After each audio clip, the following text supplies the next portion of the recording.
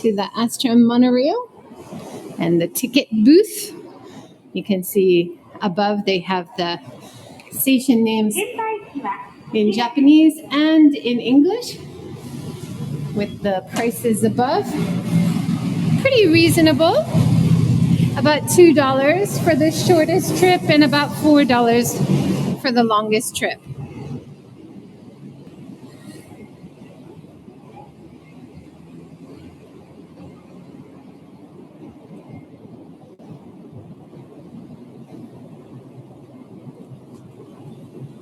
I think they put the orange on the left side to encourage you, if it's busy, for people going down to use the left or up. Nobody's ever sure. When you drive in Japan, you drive on the left. When you walk in Japan or cycles, often people use the right side. So it's quite confusing. I just go with the flow. Oh, nice. Fudoin Temple, said to me, amongst the many temples throughout Japan built by the Ashikaga brothers, Takayuji and Tadayoshi, in the middle of the 14th century. It was renovated in the mid-16th century. The main hall has been designated a national treasure. The bell tower and tower gate are registered as important national cultural properties. Hi, Dorota. Hi, Bob. Over from the monorail. Convenient it is. Easy to get to. There's a lot of school kids who still go to school on Saturday. And a lot of people still work their 9-to-5 jobs on Saturday, too. There's a real, I would say, overwork culture in Japan. School for special events this weekend. There's a beautiful stone lantern at the entrance. And we can see the characters for the temple, Fudoin, right here. You know that it's quite a special temple, and they don't hide it behind houses. Having this long, open entryway is a sign of prestige. For it is a Fudoin Temple, and Fudoin is one of the most treasured, special, renowned temples in this Hiroshima area. We are just over 2 kilometers away from the epicenter, and it did survive, but it did have some damage from the 1945 bombing. This 2-story gate that we're looking at right now dates back to 1594, and the Neo Guardians inside, the fierce Neo, which Indian friend of mine told me that the Neo statues were imported from India, Buddhist temples, and Japan took on that culture. We also know that 7 lucky gods, some of them are from India, some of them are from China, and one of them is original from Japan. So a lot of the things we see, you can also see in other places like India, China, and other parts of Asia.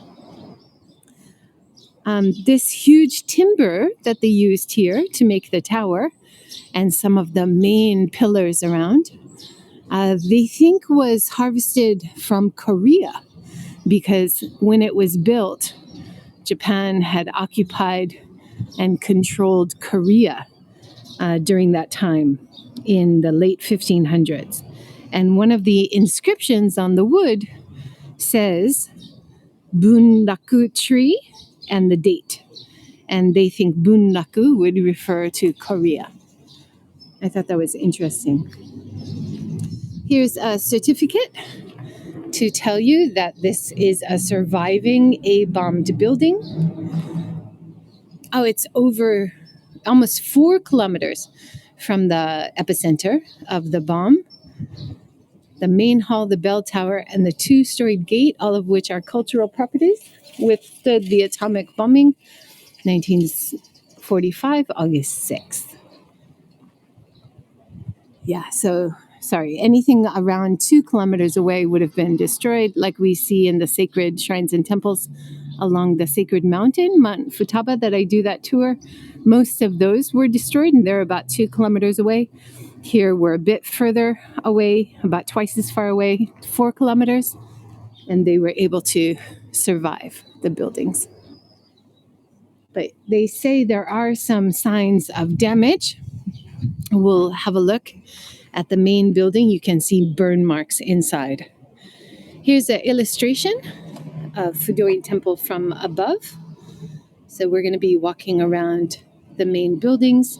And there we are. So that's Hiroshima Castle there. That's Shukeien Gardens, where I also do tours. The Zen Master Tea Ceremony Garden. And this is one of the main rivers we're really near. And Fudoin, where are you? Fudoin? Ah, here we are. All the way up here. Along to the north. Sponsoring Shogun's crest or motif at the end. Here it looks like a flower on waves or flowers on petals and leaves. It's quite a unique crest here.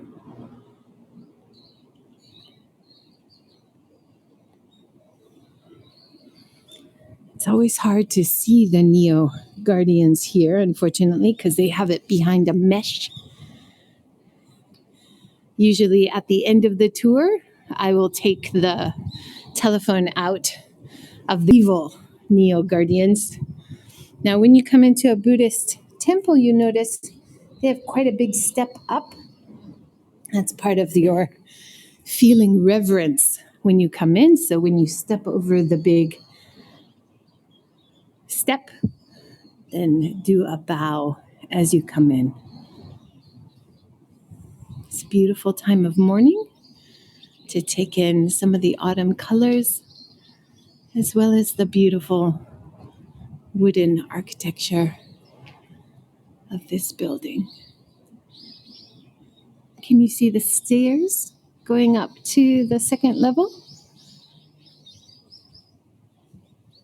So they keep treasures upstairs in the tower gate building. So they have a stairway here up to the second level. And usually only once or twice a year, they will bring down the treasures and put it on display. I just noticed that one of the famous temples on Miyajima Island, Daishoin, they just brought out their treasures, and they only bring it out once every 10 years for 10 days. So I just missed it. Look at that writing on the stone pillar here, the blue sky behind. It's really beautiful. I love coming in the early morning, and it's nice and calm. This is probably Kukai, who was the most famous Buddhist monk who established the Shingon Buddhist sect in Japan, and he was the one who also established the pilgrimage in Shikoku, the 88 temple pilgrimage. It's a great statue. You'll often, wherever you are in Japan, you'll have references to Kukai, which was his name.